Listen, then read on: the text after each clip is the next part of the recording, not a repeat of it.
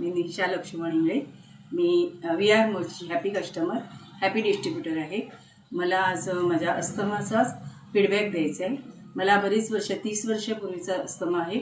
मला बरीच औषधं केली, ॲलोपॅथिक केली, होमिओपॅथिक केली, बराच पैसा खर्च केला आणि मला हा पंप रोज दोन्ही टाईम लागायचा. दिवसातून 4-5 वेळा तरी पंप मला यूज करायला लागायचा. त्यानंतर मला चालतानासुद्धा बराच दम लागायचा, खूप मला थकवा जाणवायचा. कामंसुद्धा मला अशी म्हणजे अगदी असं म्हणजे काय करून काय नाही असं व्हायचं.